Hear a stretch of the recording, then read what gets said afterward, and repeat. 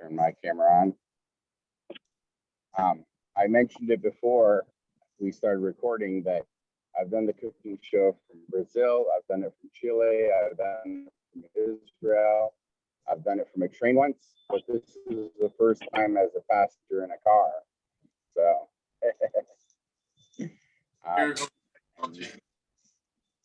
So, Kaleb, I really thank you for coming on and bringing, an up-to-date, slightly controversial subject to light. So, what are we making today, and why did you pick this recipe?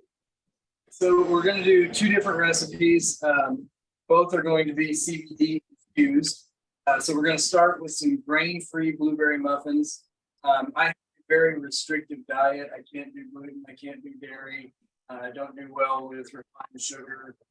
There's a host of other things as well, but rather than bore you with that, I'll just say that's the foundation of these recipes today, and kind of my inclination towards being the substitute chef, where I cook with a lot of substitute ingredients. So the muffins are a staple for me. And then the second recipe that we'll do while the muffins are baking, I call survival butter. It is essentially a nut butter pudding. And it's called survival butter because there are days where it makes up about half of my calories to keep me alive. So as far as the CBD infusion goes, I am also a certified cannabis medical science and therapeutic management coach through the St. Luke's University program. So I'm going to be doing a CBD infusion here. I'll throw out my quick FDA caveat that CBD is not an approved food ingredient. So this is something that I'm showing that I do. If you choose to replicate this, that is your choice. I'm not encouraging it. Thank you, FDA, if you're watching. So all of that said, let's get started. So we're going to start with the grain-free blueberry muffins. And that's going to have a base of almond flour. So we're going to start with 3 cups of almond flour. Now, have you ever made the almond flour from scratch? No, I'm not making the almond flour from scratch, if that was your question. I have not done that before. Having 5 kids and a full-time job and a couple of side jobs doesn't leave a lot of time for processing almond flour. So I just buy a decent quality one from the store. Now you'll see it's kind of clumpy. We will break those clumps up here as we start in a moment. Next, we're going to add a cup of cassava flour. With the grain-free baking, that means that I don't use any rice, any corn, any wheat. I mostly use nut, root, and seed flours. And you have to use a variety of different flours to get the right texture, chew. Wheat flour it's an amazing thing. It can do a lot of different tricks. It can be chewy, it can be crispy, it can be smooth and creamy. And to emulate all of those different aspects, you have to incorporate a lot of different helpers, shall we say. Next, we're going to do 1/2 cup of tapioca starch, also called tapioca flour. So essentially what we're doing here, the almond is going to help give us a nice crumb. The cassava is going to give us kind of a starchy creaminess. Tapioca gives us a little bit of chew. And then we're going to finish out with 1/4 cup coconut flour. And this is going to help give us just a little bit of fluff.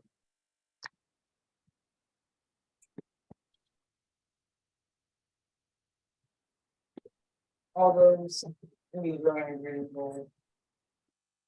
Now we're going to add to that teaspoon nutritional yeast. So nutritional yeast is nice, it's got good B vitamin content.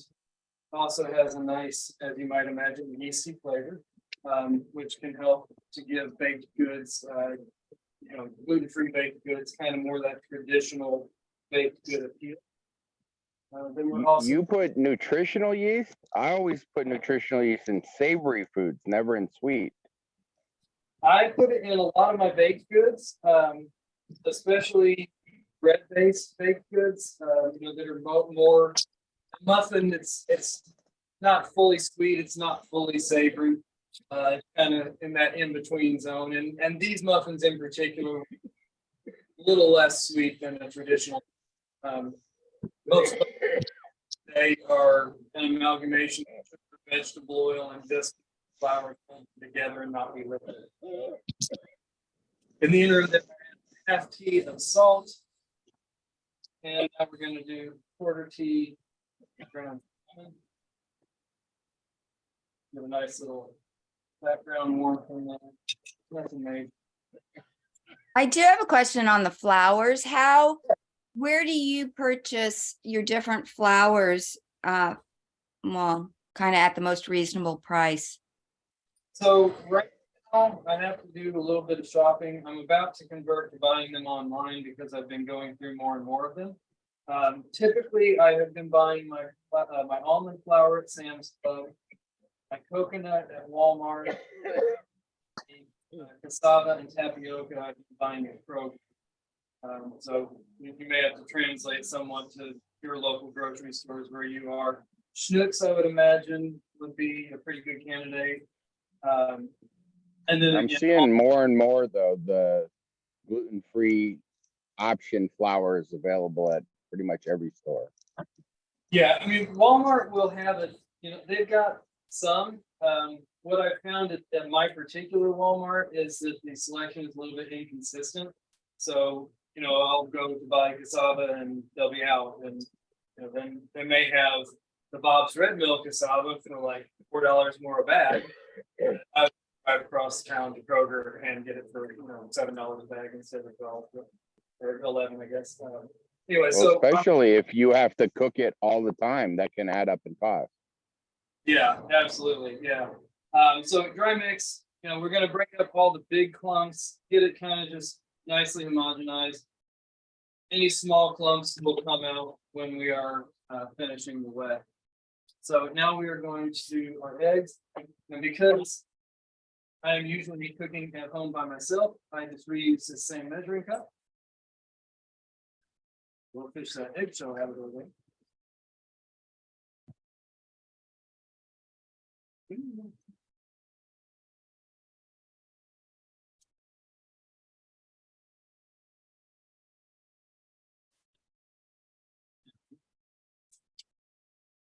So 2 large eggs, if you are not aware, is going to come up to the half cup mark.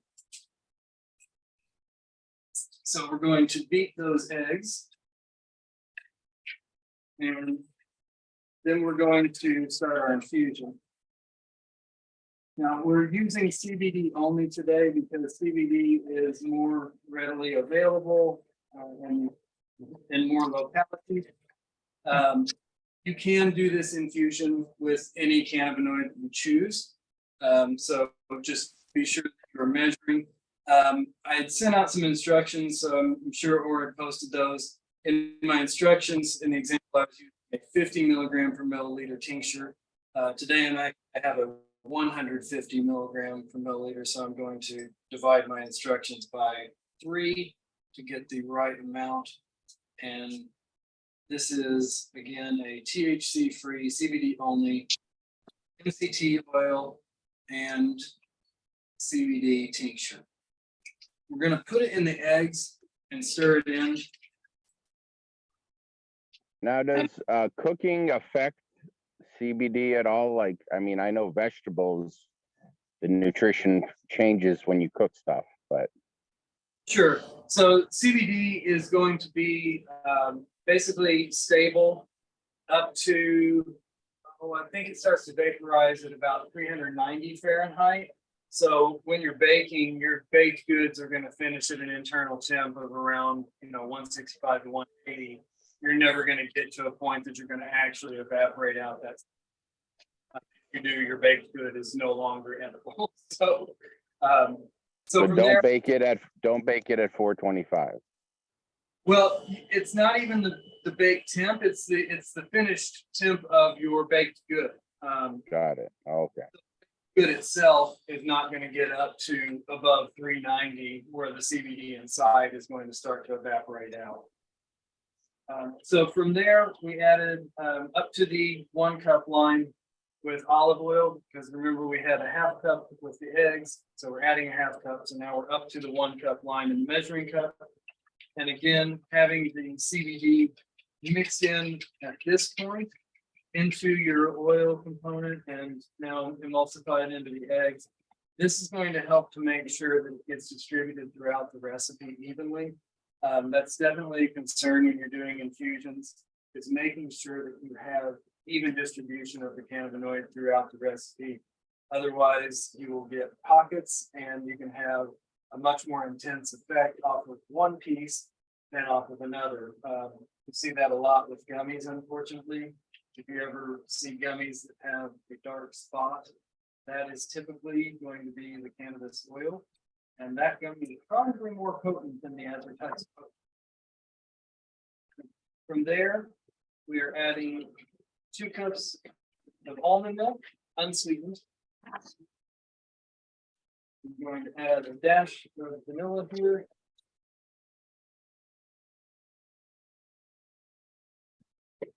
Dash of malt vinegar. This is going to give us a kind of a buttermilk substitution. If you're not aware of that, if you don't have buttermilk, you can substitute a little bit of vinegar in some milk and create kind of that sour milk flavor. That little bit of So you're basically making instant buttermilk. Say it again. You're making instant buttermilk. Effectively, yeah, you're emulating the flavor anyway. Now we're just going to combine our wet and our dry.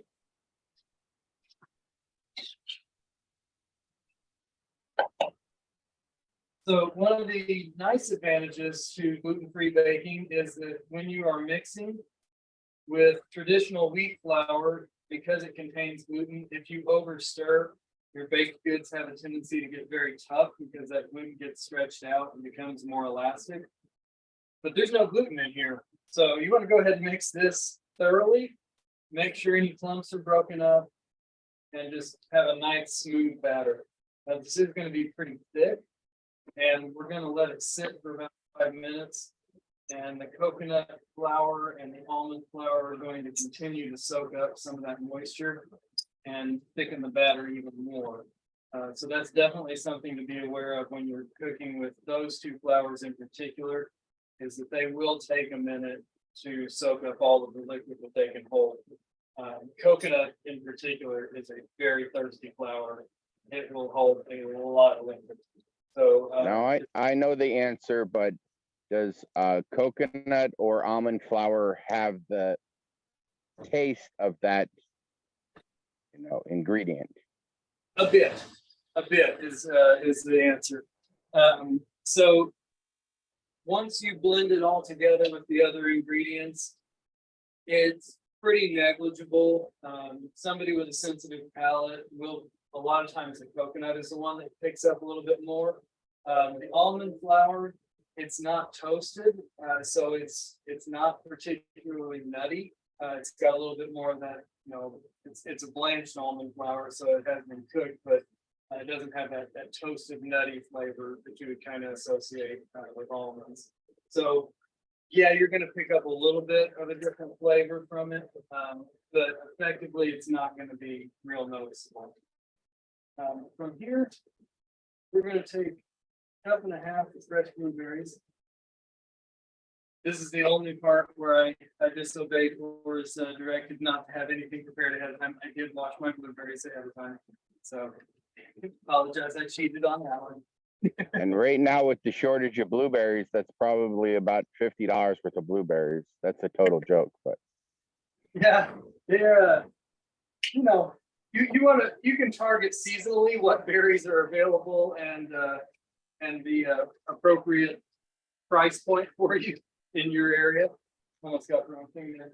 So we're going to take a tablespoon of tapioca starch and coat these blueberries. And we're going to do that for 2 different reasons. One is that when we fold them into the batter, that will help them kind of stick in place in the batter. The other is that when these blueberries start to cook in the oven and rupture, all that juice is going to get back into your dough, and it can make some gooey spots in the dough where it's not entirely done. But if you add the tapioca starch, it will bind up that juice as it cooks, and it will not create that pocket of doughiness. So we're just going to take and literally just shake these around and kind of coat them.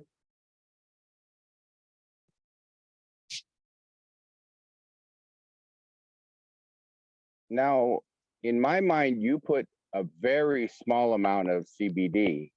Does that actually help? Yeah. So what we're going to be, I targeted 5 milligrams per muffin, which is what I would call a starter or maintenance, or for me, novelty dose. I'm a medical cannabis patient. I have Tourette's, so CBD is a very, very important cannabinoid for me because they're anti-anxiety, anti-convulsive properties.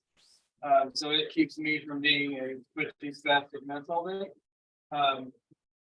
For a lot of people who are not familiar with using CBD or don't have a medical need to that extent, 5 milligrams is actually going to be a pretty decent little starter to kind of be just a little bit of an anxiety relieving.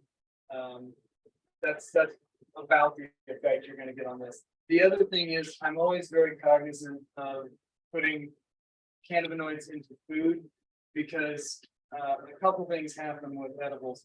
One is that people don't really know exactly where their dose and their tolerance is.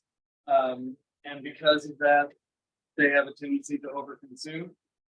The other thing is that there is a good 45 minutes to up to 3 hours of onset period during which you don't know if the amount of cannabinoid you took is going to have an effect on you yet. And until you have had that first one kick in, it's a really good idea not to go and consume more. But the problem with edibles is that if they're done right, they taste good. And so people have a tendency to consume more, especially if they're thinking, oh, I didn't really feel anything from that first one. I'll have another one and see how it does. Well, about 45 minutes after that is usually when the first one kicks in, and now they've got a little bit of a problem. So I tend to go a little bit on the lower potency when I'm infusing edibles for that reason. So long answer to a short question, but yes, it was a small amount of CBD, also a very potent tincture that I was using. So from here, we're going to use a trusty little disher to scoop into our muffin tins. I typically will go around, you're going to get about 18 muffins out of this recipe. So I will typically go all the way around my 18 cups first, and then come back and kind of see which ones are not perfectly even with the others. The scoop is a ballpark, but it's not an exact science. Now, I did notice that I had a typo in the instructions that I sent out, in that I said to preheat the oven to 375 degrees. That is actually incorrect. The oven should be preheated only to 275. And the reason for that is that almond flour browns very quickly. And if you have a heavy component of almond flour in your baked goods, they will have a tendency to brown on the outside before they're done on the inside. And because of that, I've learned to back that baking temp way, way down so that you can get the inside done. And then we'll raise it at the end and actually brown the outside of the muffins. So, if you've done much with muffins or cupcakes, that's kind of a pro tip in reverse, because for typical muffins and cupcakes, you would actually put them in at a higher temperature first, which will cause them to crown better. And then you come back at a lower temperature to finish them out. and they'll hold that crown. These flowers don't play that same way. So I had to kind of learn to bake them backwards. So here I'm just going to even up these cups a little bit. Sure they're all mostly full to the top.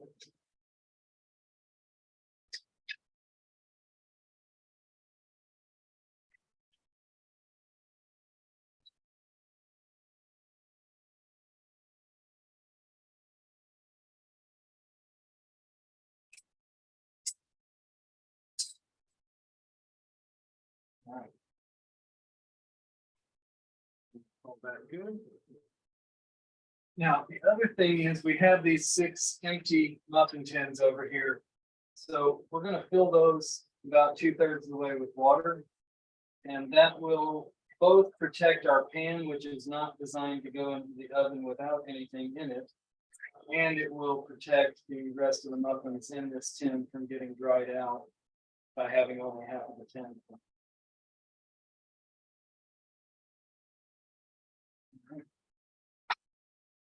Now we are going into the oven. Give them just a little bit of a shake here. Try to even them out just a little bit. Muffin tin. Muffin tin. All right, so that will be in 23 minutes bake time at 275, and then we will come back and raise that temperature up to 425 after that, and make them for an additional 7 to 9 minutes. On that time, you kind of just feel it out a little bit, look at the top, see are they browning. You may have one that gets done a little bit sooner than the other, but generally you're going to be about that time. Can you repeat? You're putting it in the oven for 275 at 275, and then how long will they be in there at that temperature before you raise it? They'll be in for 23 minutes at that temperature. Okay. And then we'll raise it up to 425. And I don't take them out and put them back in. I just raise it to 425, set the timer for 7 minutes, and then it usually is about the time that it's getting up to that 425 that they're about done with that 7 minutes as well. So it's really not at the full 425 for very long. You may have to put them back in for a couple minutes after that initial 7. But usually the 425, it's just to finish out and brown up the tops. And as the oven is heating up to that higher temperature, it's typically going to be enough heat to start to brown them. Got it. Cool. Now for you probably, because you eat these regularly, think they're sweet. Do you think someone who eats regular super sweet? I got part of that. Can you say it again? Do you think these are sweet? Because you didn't put much sweetener. You're correct. As a matter of fact, as I'm looking at my table, I realized I forgot to put the honey in at all. So these are going to be not sweet muffins. These are going to be very savory bready muffins. So yeah, but for a person who's used to a typical muffin, they will be less sweet than usual, even if you do remember to put the honey in, which I forgot. But I mean, coconut flour is pretty naturally sweet. It does have a little bit of a sweetness. And again, since it's got the blueberries in there, and because it's a muffin and not a cupcake, you'll pass off.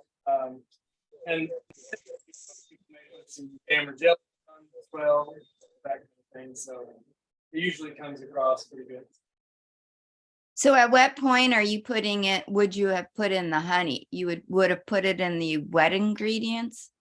I actually, interestingly, I put it in at the same time that I put the wet ingredients in. I usually put it into the dry bowl.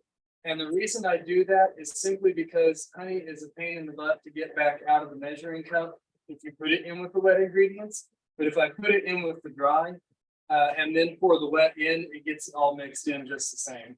So So how much honey did you use? How much honey would you typically use for your recipe? Just 3 tablespoons. So it's still a low amount of sweetness. Okay. Cool. So But again, these are cupcakes. I mean, these are not cupcakes, they're muffins. correct. Yeah. So little more bready appeal. So let's move on into our survival butter while those are baking. So this one, as I said, is effectively a nut butter pudding. And I like to use this as a meal replacement. A half a cup of this stuff is going to give you just over 500 calories. So it really is calorie dense. It's a lot of fat, a lot of protein. It's a decent amount of sugar, but the sugar that we're going to have in it is going to come from maple syrup. So it is a low glycemic index sugar. And it's not going to spike your blood sugar the way that refined sugar would. It's going to give you a nice kind of even balance. Also, caveat, I'm not a dietitian or a nutritionist. I'm just a guy who's had to learn how to live off of this type of thing. So again, for the FDA, if you're watching. So we're going to start with some sea salt, some cinnamon, clove, and some ginger. These are both for flavor and for function. Cinnamon and clove are both high in the terpene beta-caryophyllene, which is a good gastric protectant. It's good for inflammation. It is actually a cannabinoid as well. It activates on your CB2 receptors. So it is a cannabinoid that is a terpene that is found in a lot of spices. The ginger is in there because it's generally recognized for being good on your digestive system. And, again, gives a nice warm flavor in there with the cinnamon, ginger, and clove. How much do we need of each? So I do an 1/8 teaspoon of sea salt, about a teaspoon of cinnamon, a 1/2 tea of ginger, and a 1/4 tea of clove. So that's another typo on the ingredients list that you posted, because you said a tablespoon of cinnamon. I did. I'm sorry. Yeah, I'm looking at it right now. Yeah. Sorry about that. And adjust to taste as well. These are the spices that I love the best. So they're the ones that I tend to feature the most. So put those in the bowl and just kind of stir them around a little bit, break up any lumps.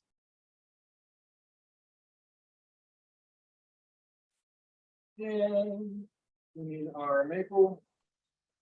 We're going to do one. Suzanne, could I spotlight you also? So I say it again. Sure. I was asking, Suzanne got home and she's cooking along. So Yeah, I'm trying this part. I'm trying. So I'm making a half a batch. Okay. So yes, so I've got the cloves, ginger, cinnamon, and salt. Correct. Yep. You have that in the and then a cup of maple syrup over in your measuring cup. Okay, I gotta find a measuring cup.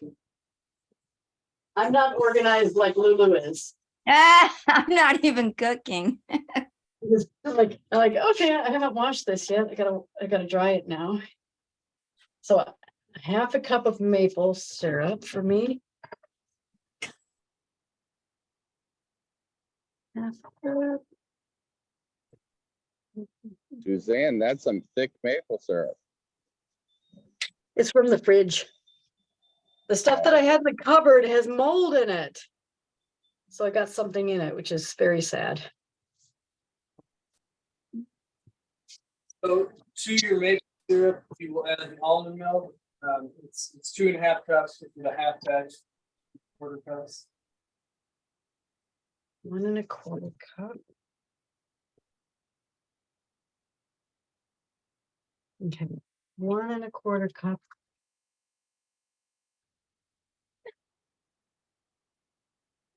Now on this one, because we are not adding an oil to it, we still have our CBD distributed evenly.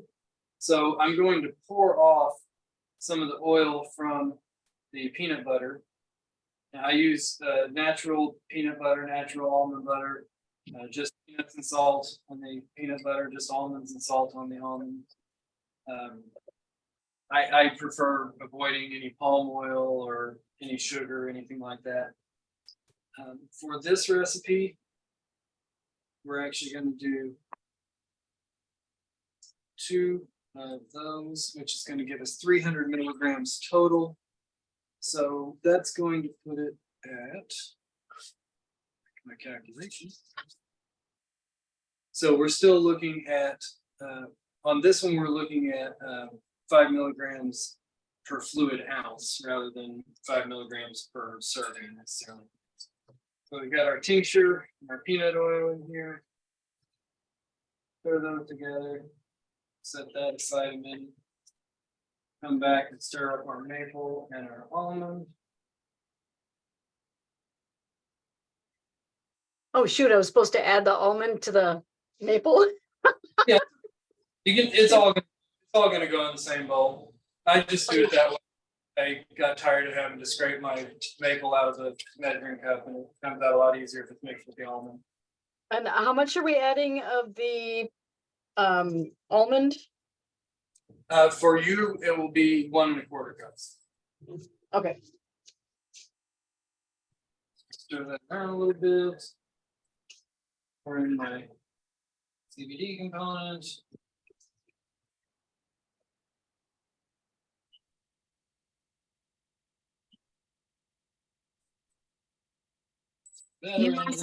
You also have on here a teaspoon of vanilla extract. Yes, I'm sorry. I put that in the almond milk and maple when no one was looking. I actually remembered it, but I just forgot to say it. That's another element that is, at your discretion to taste. I like it in there, but that's me. Oh, that goes in the. Go ahead. There we go. Got it. Do you have any tricks to getting the peanut butter out of the jar? So the trick that I do is that I store it upside down. And the reason I do that is because, when you go get it off the shelf in the store, all of the oil's at the top. And when you go to try to mix it, down at the bottom is this really, really thick impacted cake of almond or peanut. Well, if you pour it upside down, the oil that's at the top of that jar will naturally want to come to the top again. But what you end up with is, as it does it, that cake comes to the top of the jar, which is of course upside down. So that is my best recommendation, because then that thickest part has now floated itself to the mouth of the jar. So when you go to take it out, that comes out first rather than having to dig that out. Now, don't get me wrong, it's not a perfect system. What I end up doing with that is I get a big old bowl, I dump everything out, the dry stuff and the oil, and then I just mix it like crazy in a bowl that is big enough to get really into it, and then I pour the whole darn thing back into this original container, and then once it's in the fridge, it typically doesn't separate again. Right.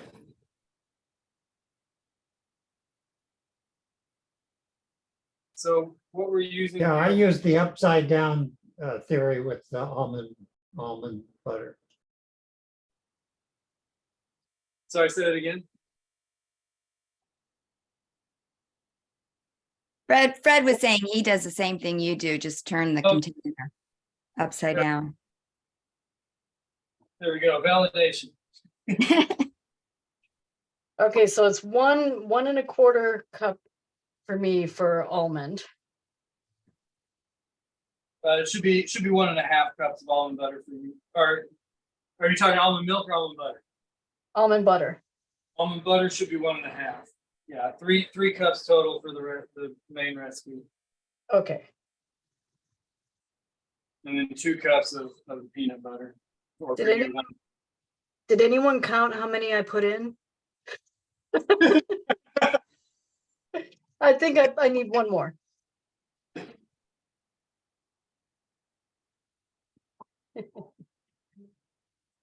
All right.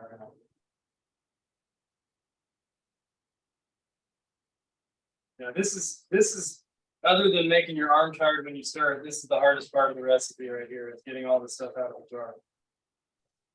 When I was growing up, my dad worked construction, and he would like stockpile stuff for when he had a slow construction season in the winter. So he'd usually buy like a 50-pound bag of flour and a bucket of nut butter. And I distinctly remember the winter he bought a 5-gallon bucket of almond butter instead of peanut butter. Oh, And a 5-gallon bucket of honey. Those were the three things that he bought a lot of. And mom would make fresh bread, and that was our go-to. You know, like the American peanut butter and jelly sandwich, except we did nut butter and what do you call it, honey. yeah, I tend to not do as much honey because it's got a high amount of fermentable sugar. So in addition to Tourette's, I also have the fun of having IBS, which is what leads me to have such a restricted diet. And fermentable sugars, like are found in honey, are bad for bloating.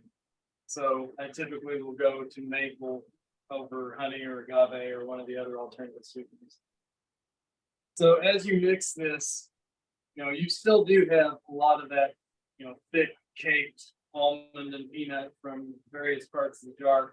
So I just go through and try to break up clumps at first. And it's going to look really weird for a while. Like it's going to seem like this is a really, failed project. It's never going to come together. I promise if you keep stirring until your arm is about to fall off, it will come together into a nice, creamy, smooth consistency. So What kind of say it like again. peanut? What kind of nut butters do you buy? Because obviously you don't buy your standard that you can buy in the store because it's got a lot of sugar in it. You have to read every label, but honestly, the peanut that I found is Kroger brand. It's the best price for a natural peanut butter, and it's just peanuts and salt. Almond butter is a bit of a sad sore subject for me at the moment. Used to get a Members Mark brand from Sam's Club, and it was exactly the ingredient profile I liked, of just almonds and salt. It was a very nice quality. It was a great price, and then they discontinued it. So right now I am using all of, again, Kroger brand Simple Truth, just almonds and salt. I bought out all of the last of this that they had on the shelf when it was on closeout. So when I run out of that, I'm probably going to be shopping online for it. Costco has a really good deal on almond butter. Do they? Okay. Maybe they bought out Sam's contract or something. So this is what I got. It's called Field Day, and all it is dry roasted almonds. Okay, yeah. So And for that, you might find you want to add a little bit more salt to this recipe, but again, that's your personal preference. Yeah, and I bought this today, and it was $8.99. Yeah, that's pretty typical. And it was the cheapest one there. They had some other ones, but they're a little more expensive. And it's also I go to the co-op, and so I grind my own peanut butter. They have peanut butter machines and almond butter machines. And I saw that almond butter machine was $12.99 a pound. So That's a pretty neat feature. Having 5 kids at home, I'm not sure I could swing it at $12.99 a pound, but yeah, exactly. What we used to do is we do mail order from East Wind. They're in Missouri, and their whole business is they grind nut butters, natural nut butters. oh, So, nice. that's what we used to do. We do mail order and get because we lived in Tennessee at the time and you couldn't get natural anything anywhere. Right. So you could do mail order and get a 5-gallon bucket of it from them. But they do sell it at like the food co-op, and most co-ops sell East Wind nut butters. Holy shit, this tastes so good. Oh my God. That's what I've lived off of. Now, here's the deal. So with this, I use it as a meal replacement, and I will top it with bananas and berries, and then I'll microwave it for, you know, a minute, minute and a half. And the outside rim of it will actually start to bake, and it will get a little bit of a fluffy texture, and then the middle of it will still be nice and creamy and pudding consistency. So that's my evening meal a lot of nights. Now, Mine, go ahead. Go ahead.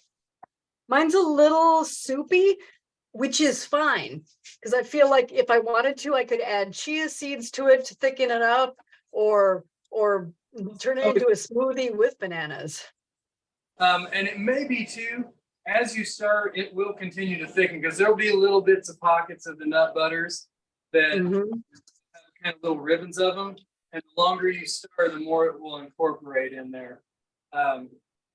So, yeah, if you want to know, yeah, you are a little bit thin. It is, yeah.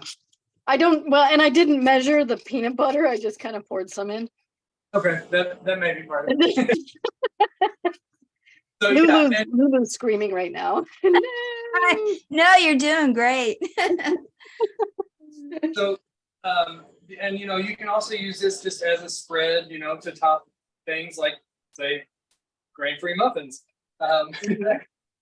But if you want to know another fun one that I do with this, I turn this into a chocolate version that I call Nutella, because who needs Nutella when you have Nutella? Nice. You take a half cup of cocoa and 3/4 of a cup more maple, stir that together until it's smooth, and then blend it into this. Then you have a chocolate version, and it's to me, it blows the doors off of Nutella, and it's not all the refined sugar that Nutella does. So Yeah, and also what we could do with this is put it in the freezer for a little bit. It would be ice creamy goodness, especially mine because it's so thin. yeah, you know, I have not churned this before, but if you churn this and it comes out to a nice peanut butter ice or nut butter ice cream, you let us all know, and we're gonna start doing that. Maybe I'll take a cup of it and put it in the freezer and see what happens. Awesome. I love experimenting. Oh Now, yeah. That's fun. I've also taken this stuff before, and you can mix in some eggs and a smashed banana and a little bit of coconut flour and turn it into a pancake batter. It bakes up some really nice fluffy pancakes that are also incredibly nutrient dense.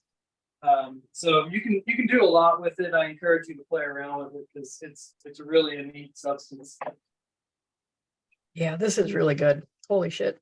I mean, gosh darn it. This is really good. Now, do you think cooking this in any way reduces the nutrition value?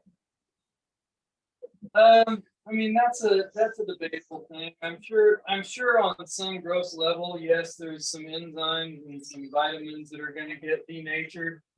I mean, your gross macros are not going to, though. Your gross macros in here are a ton of protein and fat and sugar.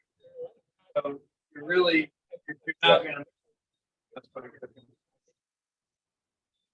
Can you repeat again what ingredients you put in to turn it into a pancake batter? You said coconut flour, mashed banana. And smashed banana, and then a little bit of baking powder. Okay. And I would love to tell you how much, but I honestly, it's kind of something I've just done on the fly. So I Did know. Did you say eggs too? Yes. Eggs will help fluff it up a little bit.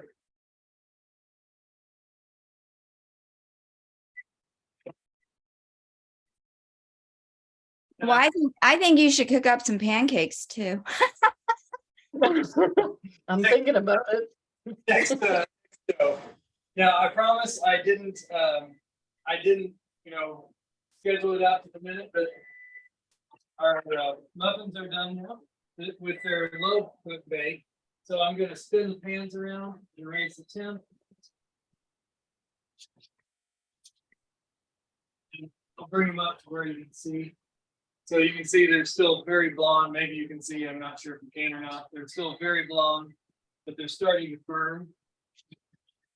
So we're getting the setting, and you can see, try to get in close, where the blueberries have ruptured and that blueberry juice is now contained by the tapioca starch.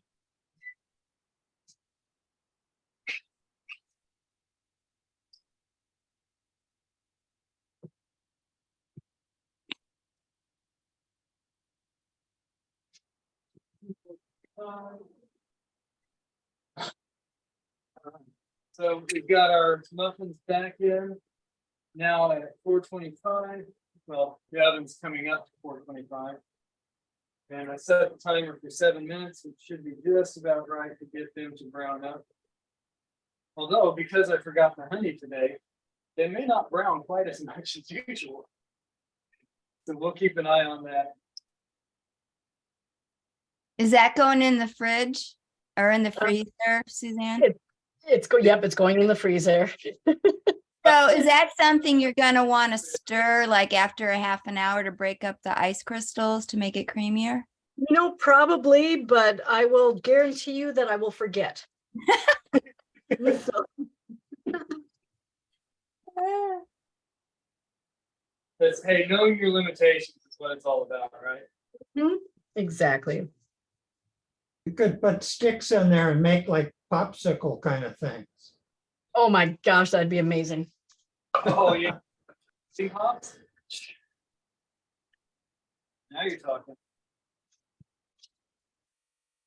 Actually, my daughter does make homemade banana and peanut butter popsicles for my 1.5-year-old granddaughter, and she loves them. That's fantastic. I just told my 6-year-old last week that we're not going to buy the high fructose syrup and food coloring popsicles anymore. We're going to start making ones with fruit, less nefarious ingredients. I think it's just something nice and cool on a hot day, to eat on. Mhm. Yeah, and I'm sure that the kids would not really care if it was made with natural fruit juices and pureed fruit versus high fructose fruit syrup. They just want something sweet and cool. So Mhm. Now, Suzanne, this keeps making you cuss how good it is. Can you just try to describe what it tastes like? Yeah, great. I can certainly try. Mm. Give you the opportunity to taste it a bunch of times. Okay, so my peanut butter is not creamy. It's slightly crunchy. okay. Wait, maybe that's my almond. One of them. This is thin, so you can kind of see what it looks like a little bit. So it's thin on the spoon. It's sweet, but not overly sweet. It's got the real nutty flavor. And I thought whenever I bake with or cook with cinnamon tends to overpower it. It's not overpowered in this. It's really light. And even the cloves, that's totally not overpowered. And you definitely taste the maple, but it's not screaming maple. So I think both of the nuts have kind of toned down everything, and it's a really nice balance. Awesome. Thank you. That was a great appraisal. Oh, usually that's Lulu's job. So Just a difference in the reference. That's kind of the consistency that I usually come out with. So it's Oh, no. softer than, you know, a peanut or almond butter on its own. But it's firm enough that you can kind of spread it, especially after you put So it. that's why you call it like a pudding. It's like that texture. Yeah. consistency. Pudding consistency. Yeah. And I didn't have sea salt. So, but what I have, my sister went to Iceland and all she bought me were these little containers of salts. I don't know, can you see this? Yes, This that's is probably okay. 'Cause- black lava salt. Oh, so I ground it up and put it in. Oh, I really like it. Nice. Mhm. It's funny. I heard an interview when they were filming Ratatouille, the Disney film. I don't know if you don't have a kid appropriate age, you may not know that film, but Nope. We all know it. We know. foodie, so you should know that film. Even if you don't. But Pat and Oswalt, when they were shooting, they went to the French Laundry for research, and one of the things that they ordered off of the menu was a salt course, and they were all sitting there making fun of it because it was like 5 different kinds of salt on a plate, and they brought out this salt course, and they're all looking at it like, "You got to be kidding me, right?" And then they started tasting all the different salts, and they realized, God, like, no, this one has a different flavor than that one. And, you know, all the different mineral content and the micronutrients that play into it, you know, whether it's pink Himalayan or black lava salt or a sea salt or, you know, so many different options. And they actually make a difference in the flavor of the finished product. So, Well, in fact, it was about 20 years ago. My sister was in Hawaii and she totally forgot about this because she bought me these little vials of Hawaiian sea salt. So this is twice now on 2 trips that she's bought me salt. that's awesome. And now I have high blood pressure. Oh, So because I have high blood pressure, I use a Himalayan black salt, which is more minerals than salt. okay. And it's actually very low sodium, but it has so much flavor in it that it's like you're putting salt.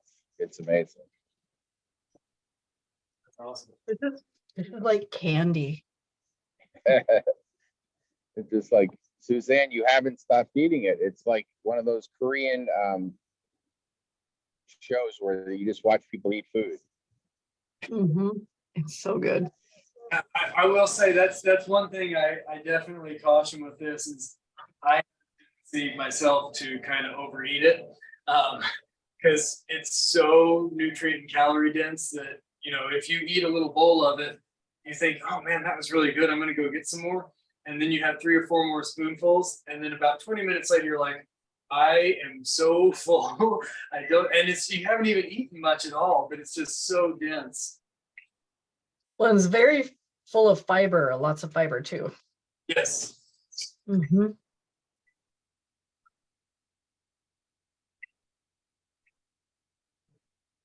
So,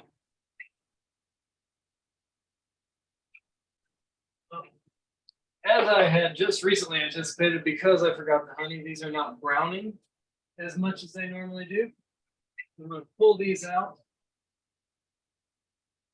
And What do you notice the most with gluten-free cooking versus gluten that you really have to compensate?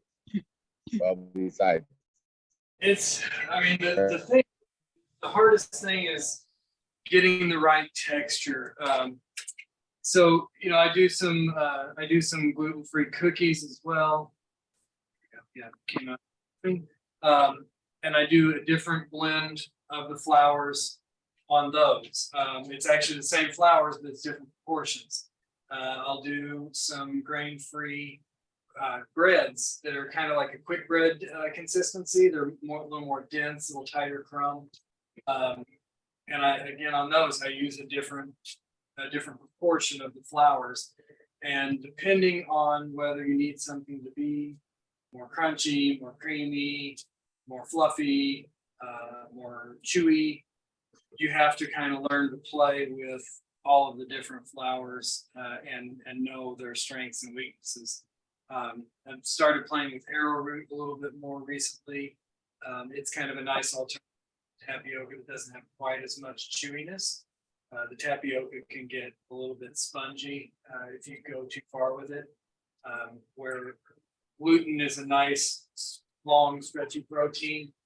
The chew in tapioca is a much shorter grain. So, you know, you can kind of bunch of small springs stacked on top of each other versus a longer spring that has a little more gift with it. So that's, you can have a different texture with tapioca versus the chewiness of gluten. Now I typically will let these kind of cool in the tins. Just in the interest of time here, I'm gonna pop one out. So you're saying you usually let them cool pretty completely before removing them, or just some, or? Yeah, I usually will let them cool all the way before I pull them out. But just in the time and kind of showing today. Oh, look at that steam. So we can see kind of a nice creamy, fluffy interior on them. You can see where our blueberries exploded but kind of made more of a blueberry goo rather than just a goo overall. So that's what we got today, folks. Oh, you have to take a bite. You have to put some of your survival butter on it, and I tell you, since those are so raging hot, I'm gonna not. you don't want to burn. You don't want to burn yourself. But I will do this, and I will get myself a little bit of this survival butter here, because this is literally my breakfast right now. So you've just seen me break my fast. Nice. And that is very tasty. And once these cool down, I will put some of this on there. Does anybody have any other questions? No, this is awesome.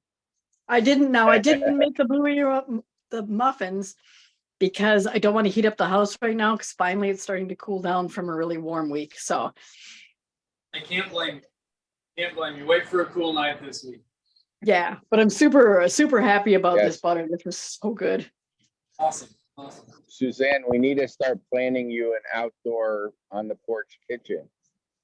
Yep, except you bake a lot, so it might be a little extravagant. So, all right, I thank know. you so much for everybody cooking along. How do you guys think? Like, it seemed like the work okay. My first time hosting from a car. Yeah. Thank you guys so much for making this fun. I was a bit Mhm. nervous about this. More nervous than hosting from other countries. We got So, you covered, or Caleb, thank you so much for sharing. Or thank And you. next time, yep, we'll talk more about having other unique and especially healthy stuff. I like healthy stuff. So, Mhm. all right. I agree. Thank you so much. Let me hit the buttons over here. Thank you. Thanks, everybody. Look at the Facebook thing so you can see the picture on how I hosted this. See, look here. Nice. There's the laptop. That's There's the awesome. laptop. All right. 1 second. So check this out. Here's my partial garlic harvest. Wow. I need to go out and get probably